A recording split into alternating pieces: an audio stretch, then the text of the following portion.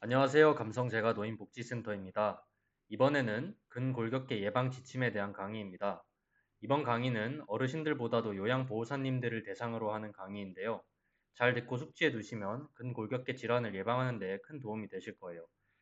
자, 먼저 근골격계 질환의 정의에 대해서 짚고 넘어가도록 하겠습니다. 근골격계 질환이란 반복적인 동작, 부적절한 작업 자세, 무리한 힘의 사용, 날카로운 명과의 신체 접촉, 진동 및 온도 등의 요인에 의하여 발생하는 건강장애로 목, 허리, 어깨, 팔, 다리 신경 근육 및 그 주변 신체 조직 등에 나타나는 질환입니다. 인체의 모든 관절과 뼈, 근육 등에서 나타날 수 있는 증상이므로 사무실에 주로 앉아서 일하는 직종이나 서서 활동하는 일하는 직종이나 가릴 것 없이 나타날 수 있습니다.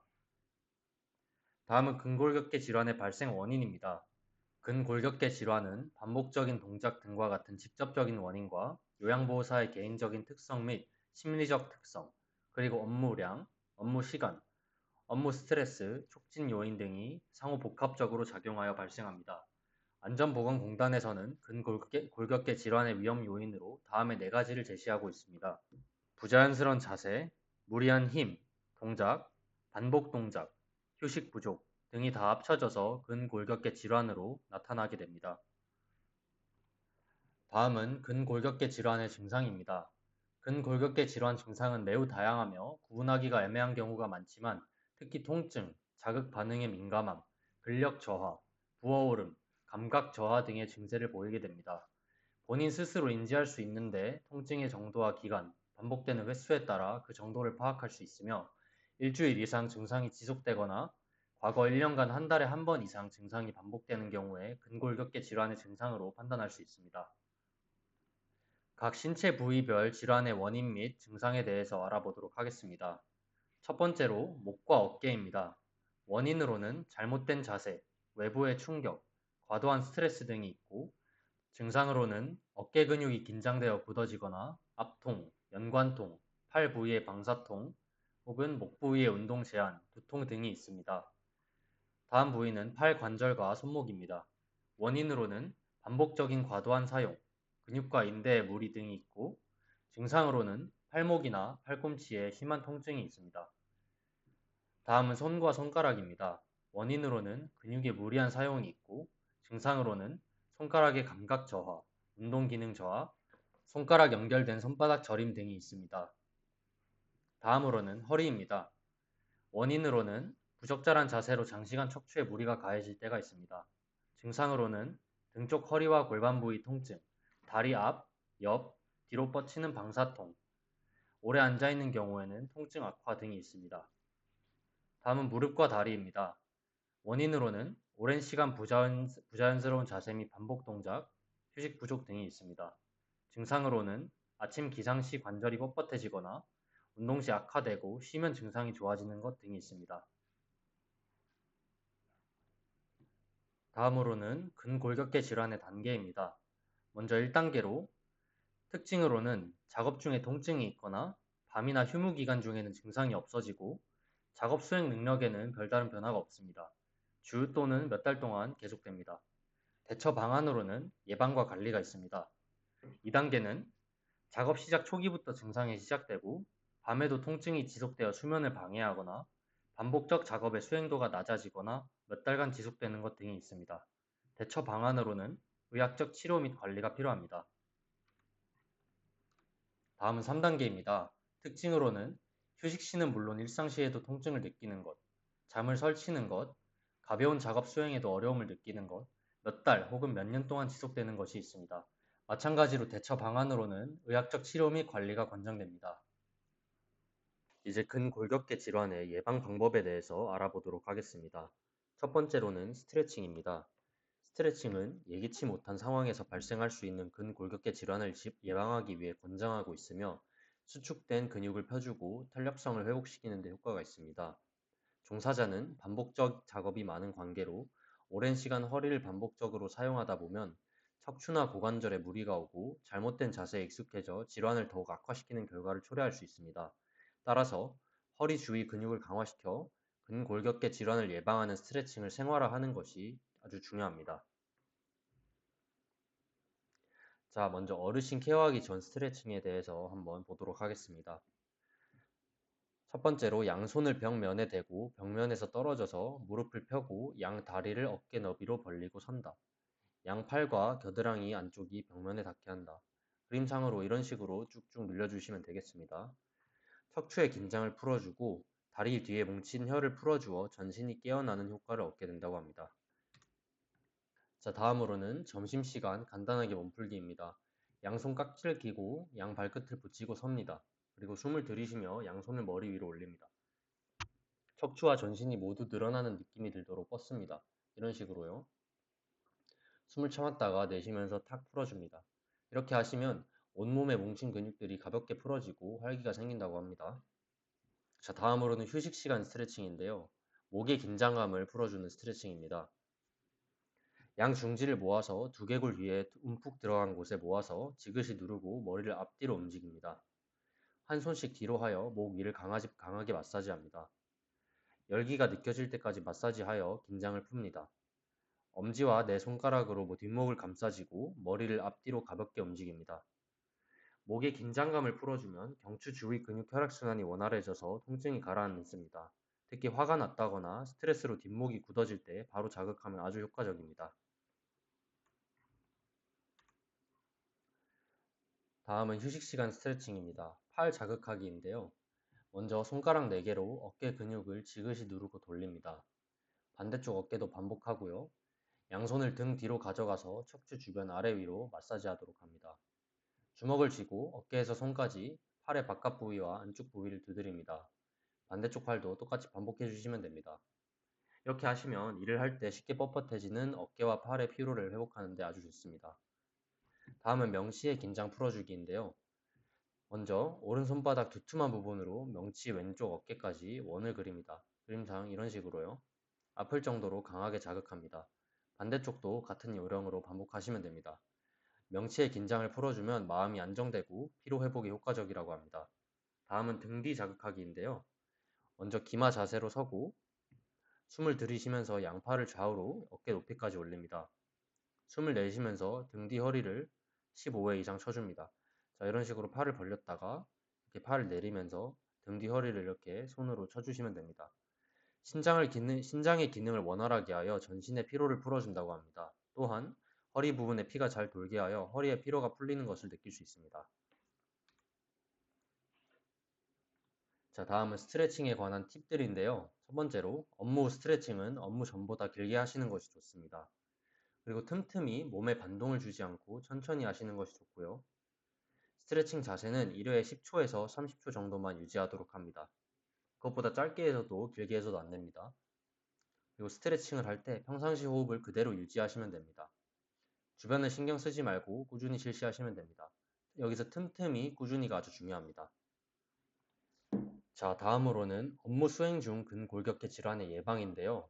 대상자의 일상생활 보조 업무를 수행하는 요양보호사는 고령자가 대부분이며 과도한 힘의 사용이나 반복적인 동작 및 부자연스러운 자세 등에 의해서 여러 가지 건강 장애가 나타날 수 있습니다.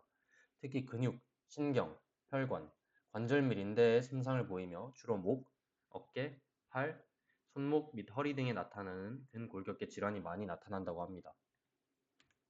자, 예시를 보여드리면서 정확한 방법을 제가 설명해 드리도록 하겠습니다.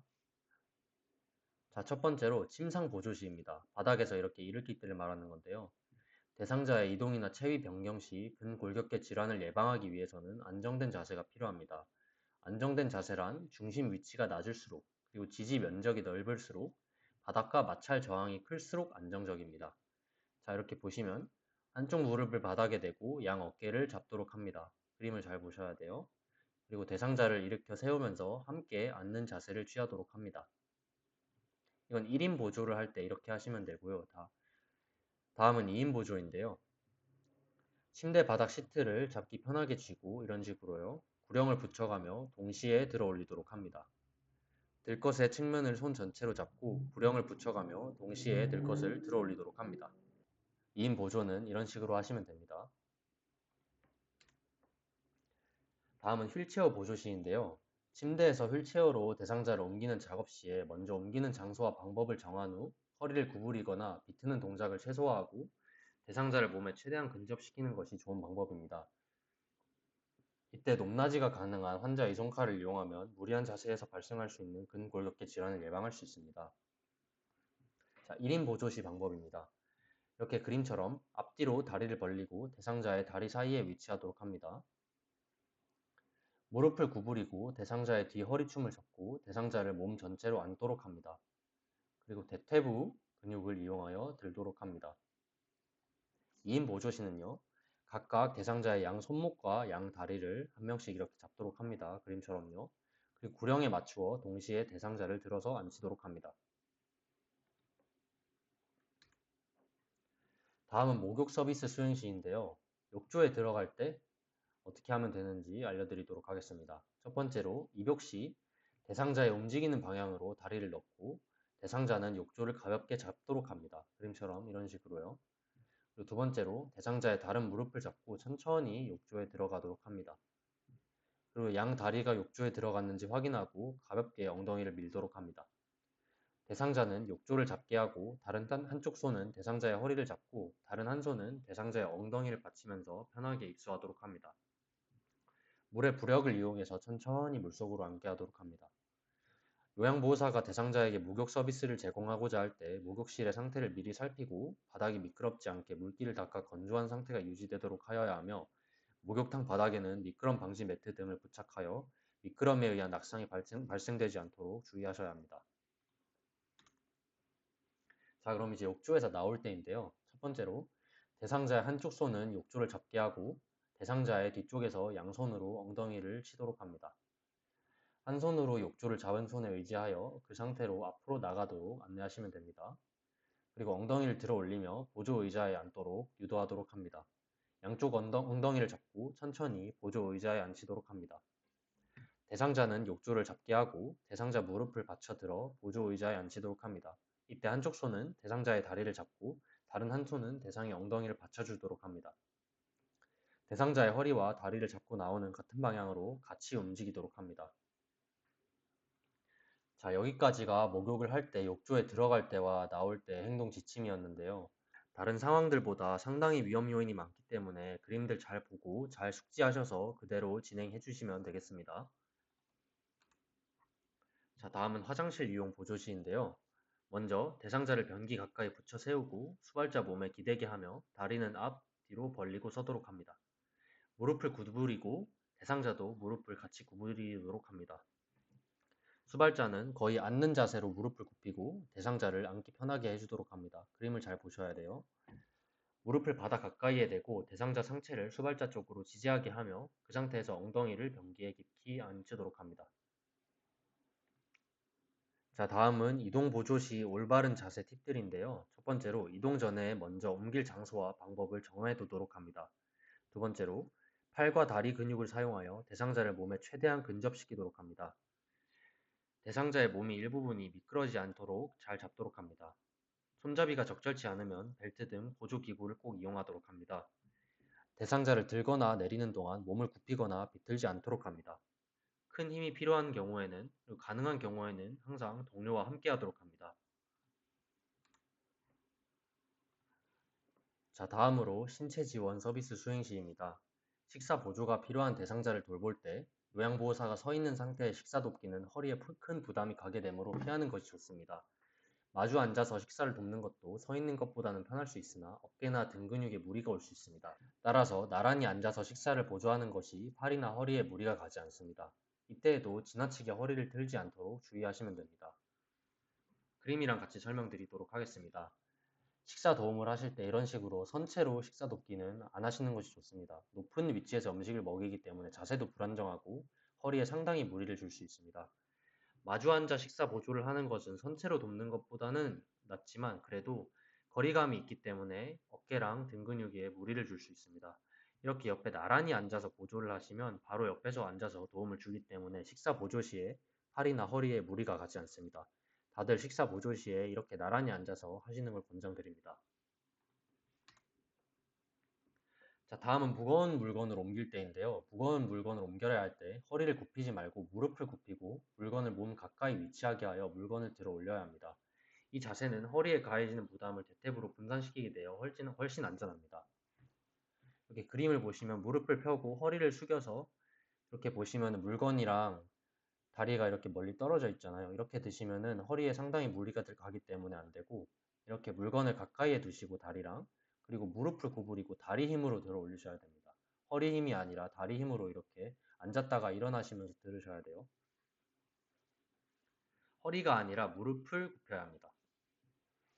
그리고 서서 일할 때도 이렇게 허리를 구부리고 하시면 안 되고, 허리를 펴고 필요하다면 이렇게 다리를 조금씩 구부리면서 일을 하시는 것이 허리에 부담이 가지 않습니다. 엎드려 일할 때에도 허리를 구부리지 말고 허리를 최대한 편 상태로 이렇게 일하시는 게 좋습니다. 자, 여기까지가 근골격계 질환 예방 지침에 관한 강의였고요.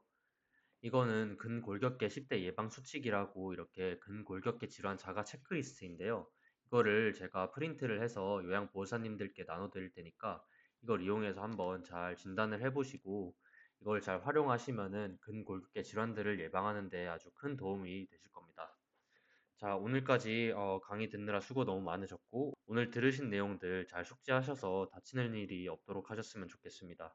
그럼 다음 강의에서 뵙도록 하겠습니다. 감성재가 노인복지센터였습니다. 감사합니다.